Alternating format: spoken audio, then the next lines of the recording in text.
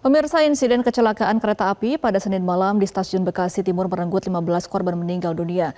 Kita akan berbincang dengan Ketua Masyarakat Perkeretaapian Indonesia yang juga mantan Dirjen Perkeretaapian Kemenhub, Bapak Hermanto Dwi Atmoko.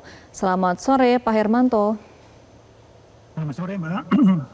Iya, Pak Hermanto, kalau kita melihat kronologi dari kecelakaan kereta ini, semula kan memang adanya taksi listrik yang mogok di jalur KRL, kemudian tertabrak dari kereta api Argo. Ini apakah memang diawali dengan adanya taksi yang mogok lalu tertabrak kereta komuter lain, atau memang ada permasalahan dari sinyal yang kurang baik?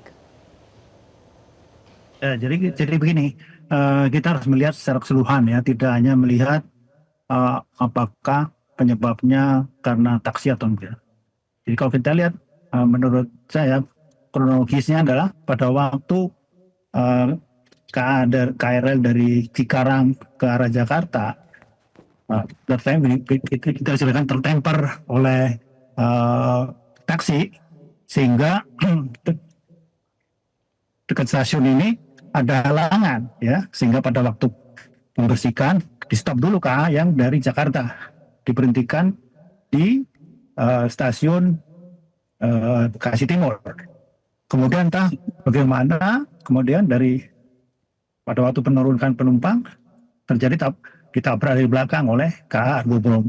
Jadi kira-kira ininya.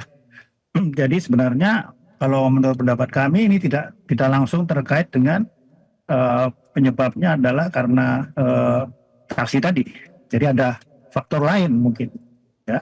Perlu saya sampaikan bahwa karena Jabodetabek ini wilayah Jabodetabek ini sudah dilengkapi dengan persinyalan yang secara elektronik, ya. Jadi kalau ada kereta api di depannya yang masih ada, otomatis blok ini tertutup, ya, merah.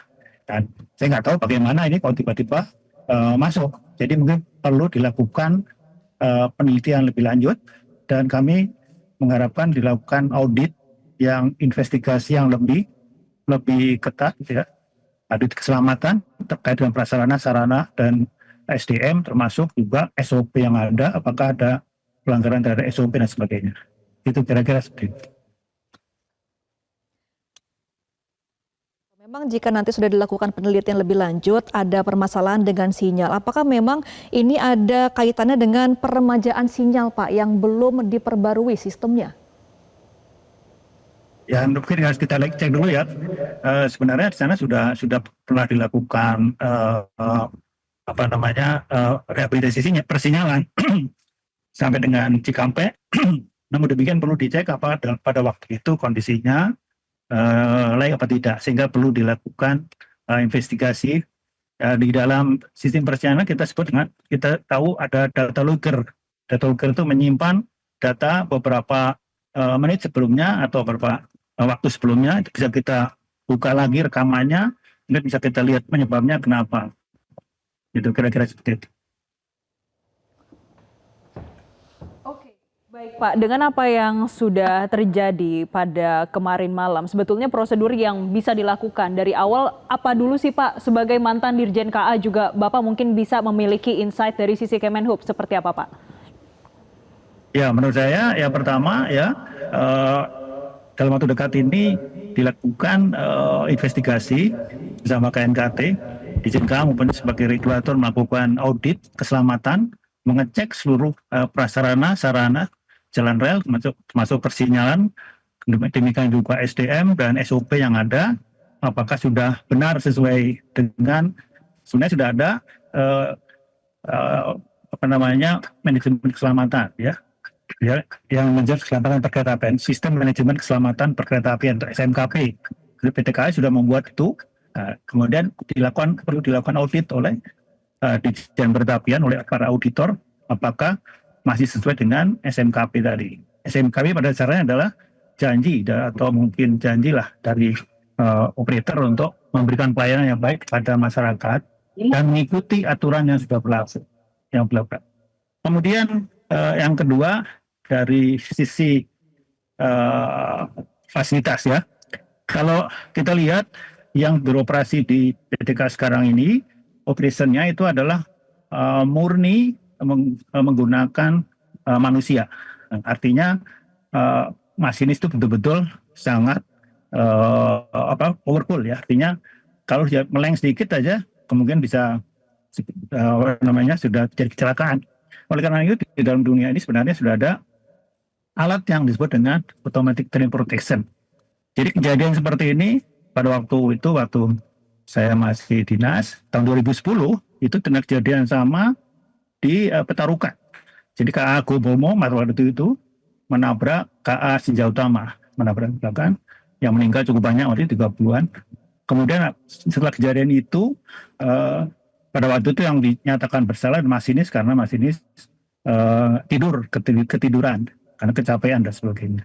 Kemudian rekomendasi dari KNKT pada waktu itu Ditjen KA diharapkan memasang ATP ini dan PT KAI sebagai operator memasang di lokomotifnya.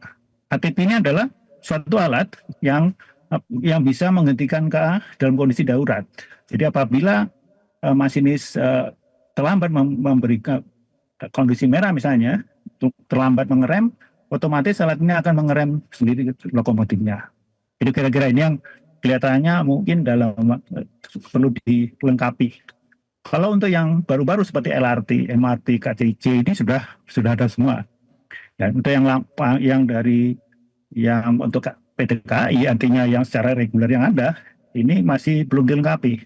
Ini mungkin salah satu usulan kami dari Pasca ya kiranya dapat direalisasikan rekomendasi dari KNKT pada waktu yang lalu 2010 yang lalu.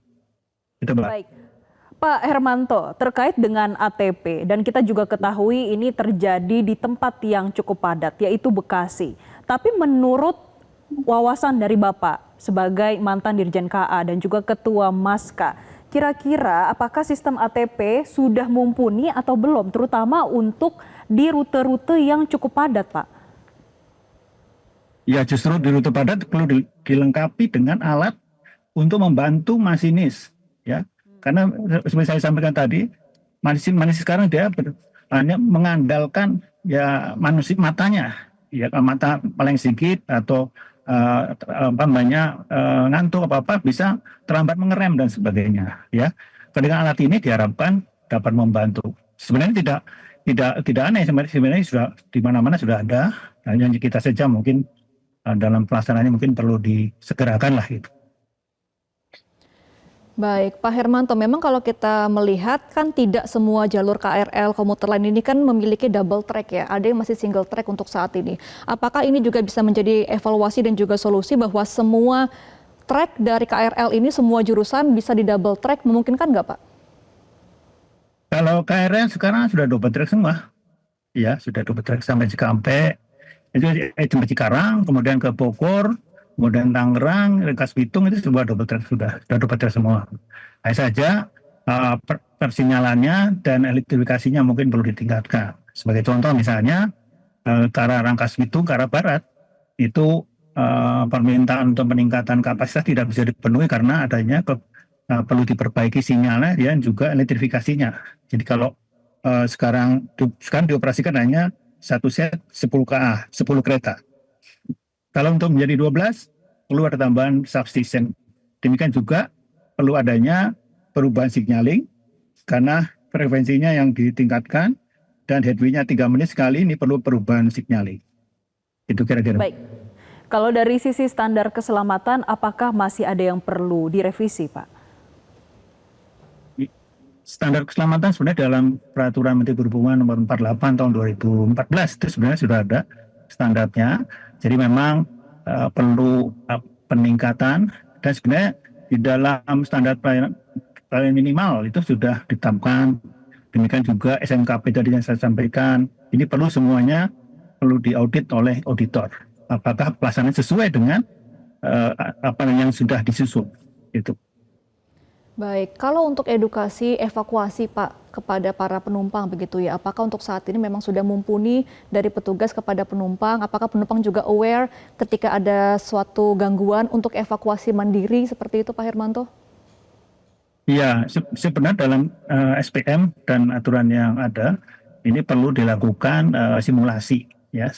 Tapi kalau di Jabodetabek simulasi mungkin agak sulit ya pelaksanaannya. simulasi dalam kondisi darurat bagaimana kita akan melakukan. Seperti contoh misalnya di MRT pada waktu itu pernah blackout ya, atau listriknya hilang, mati gitu. Bagaimana menolong orang mati dia di terowongan, akan gelap. Demikian juga KRL ini mestinya 6 bulan sekali atau setahun sekali dilakukan simulasi bagaimana ini disebut dengan manajemen kedaulatan.